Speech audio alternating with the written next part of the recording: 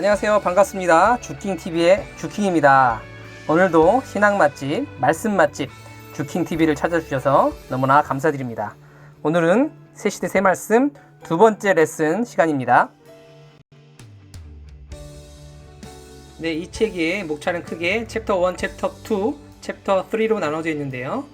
지난 시간 영상 챕터 1에 이어서 오늘은 챕터 2로 바로 들어가 보도록 하겠습니다. 이제부터 본격적으로 새시대 새말씀에 대한 소개가 펼쳐지기 시작합니다. 오늘은 새시대 새말씀이란 어떤 말씀인가 해서 세 번째 이치의 말씀 파트에 나오는 가로 3번 성경에 나오는 이치, 그리고 그 중에서도 소제목 12번째 재림에 대해서 살펴보도록 하겠습니다. 네, 재림이란 기독교의 가장 큰 소망 중에 하나인데요. 이 재림이 어떻게 이루어지는지 제대로 알아야 재림을 잘 맞을 수 있겠죠. 그 재림에 대한 새시대 새 말씀을 소개시켜 드리도록 하겠습니다. 먼저 참고 선구입니다.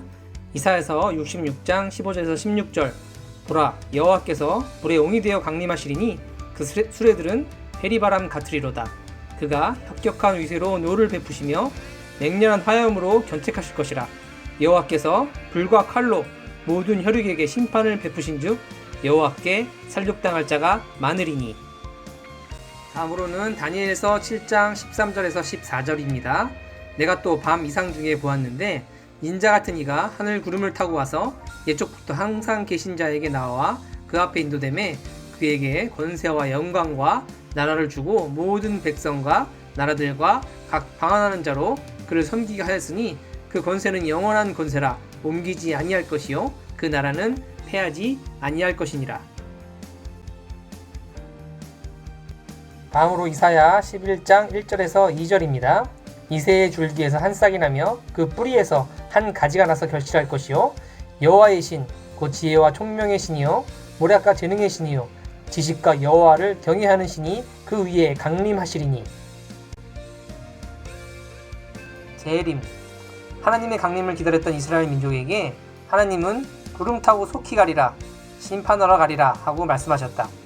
하나님의 본체는 인간의 눈에 보이지 않으며 하나님은 인간과 같이 살면서 말씀하실 수 없다.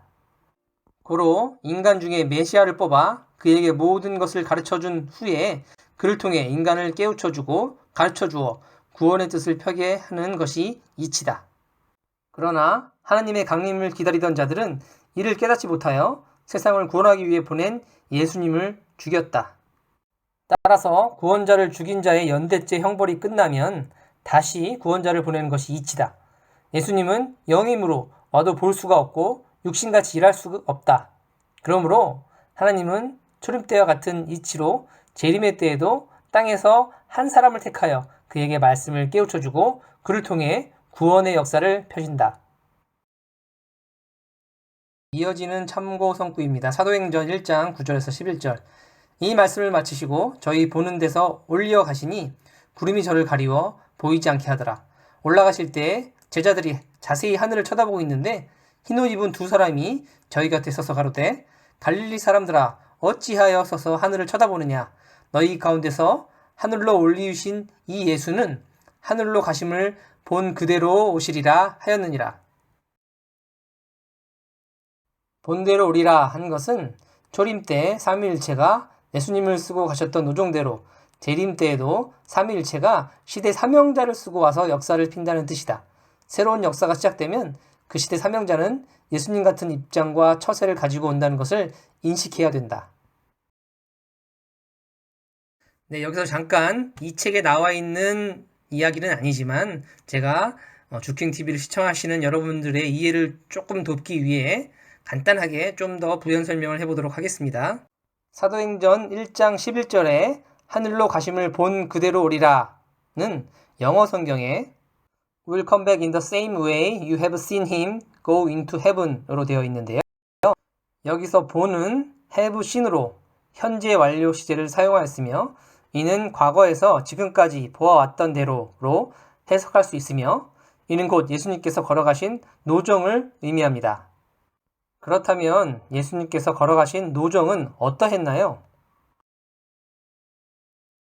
네, 예수님은 베들레헴의 어느 한 마구간에서 사람으로 태어나시고 요셉과 마리아의 가정에서 길러지시고 성장하셨으며 30세부터 하늘의 공적인 사역을 감당하셨고 십자가에서 돌아가셨습니다. 네, 이것이 바로 우리가 알고 있고 또 그 시대 사람들이 보아왔던 예수님의 모습이시며 본 그대로 온다라는 말씀은 이와 같이 그러한 노정을 따라 다시 오신다라는 의미입니다. 선생이 재림에 대해 자세히 깨닫게 된 사연이 있다. 현재 월명동 잔디밭 꼭대기에 보면 흙을 채운 곳이 표가 난다. 원래 동네 사람들이 그곳에 흙을 펴다가 집을 수리하는 데 썼다. 푹 파인 흙구덩이가 된 것이 보기 싫어서 흙을 15트럭 정도 채워서 반반하게 하고 잔디를 심어 놓았다. 선생이 10대 후반에서 20대 초반쯤이었을 때 곡식을 짊어지고 오거나 나무를 짊어지고 오면서 그곳에서 많이 쉬었다. 그런데 그곳을 다니다 보면 흙구덩이 옆에 개미가 너무 많았다.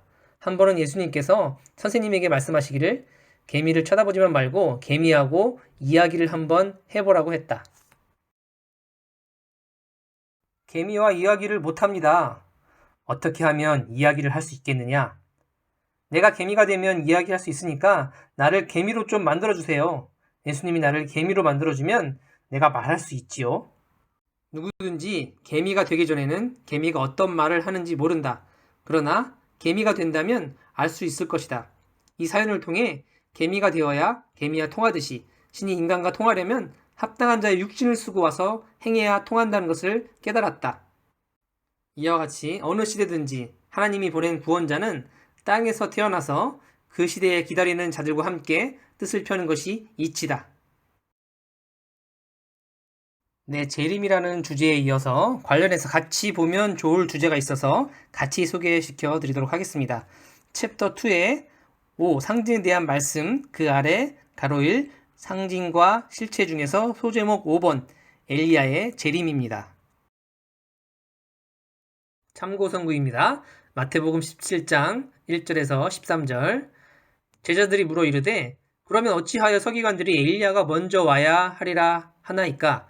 예수께서 대답하여 이르시되 엘리야가 과연 먼저 와서 모든 일을 회복하리라. 내가 너희에게 말하노니 엘리야가 이미 왔으되 사람들이 알지 못하고 임의로 대우하였도다. 인자도 이와 같이 그들에게 고난을 받으리라 하시니 그제서야 제자들이 예수께서 말씀하신 것이 세례 요한인 줄을 깨달으니라. 누가복음 1장 13절에서 17절.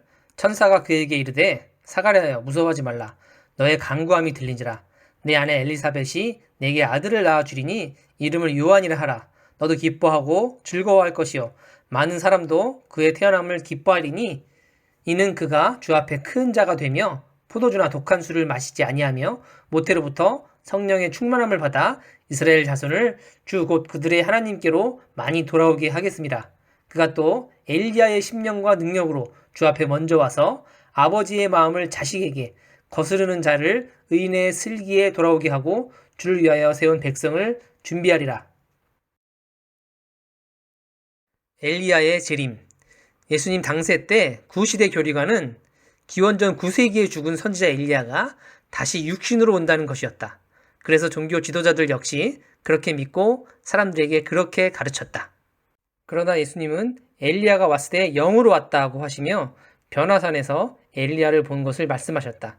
이를 제자들도 보았다. 마태복음 17장 1절에서 13절. 또한 세례 요한은 메시아의 길을 예비하기 위해 엘리야의 사명을 가지고 나타나 외치며 엘리야의 심령과 능력으로 주를 위하여 세운 백성을 예비한다고 하였다. 누가복음 1장 13절에서 17절. 결국 예수님은 엘리야의 심령과 능력의 사명자가 되어 육신으로 나타난 자가 세례 요한이며 엘리야는 영으로 강림하여 세례 요한을 돕는다고 가르쳐주면서 엘리야가 온다는 구약의 예언을 풀어주었다.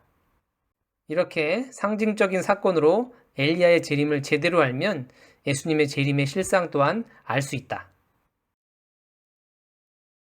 네, 이어지는 사도행전 1장 9절에서 11절은 아까 읽었던 성구임으로 생략하고 바로 본문으로 들어가도록 하겠습니다. 엘리야 선지자가 다시 온다고 했는데 세례 요한이 엘리야의 사명을 가지고 나타났다.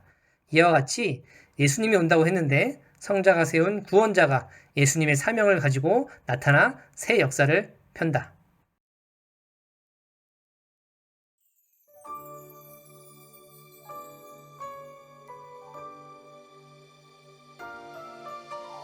네, 오늘은 예수님의 재림에 관한 내용으로 두 가지 이야기를 함께 소개해 봤는데 어떠셨나요? 네, 오늘도 오늘 영상의 말씀 중에 핵심이 되는 구절을 다시 한번 낭독해 드릴 텐데요. 그야말로 오늘 이야기의 핵심이고 결론이라고 보시면 되겠습니다. 오늘의 맨 마지막 문구였죠. 엘리야 선지자가 다시 온다고 했는데 세례 요한이 엘리야의 사명을 가지고 나타났다. 이와 같이 예수님이 온다고 했는데 성자가 세운 구원자가 예수님의 사명을 가지고 나타나 새 역사를 편다. 네, 오늘도 주경TV를 시청해주신 여러분께 진심으로 감사드리며 좋으셨다면 구독과 좋아요 부탁드리도록 하겠습니다. 오늘 너무 수고 많으셨고 감사합니다. 다음 시간에 뵙도록 하겠습니다. 안녕.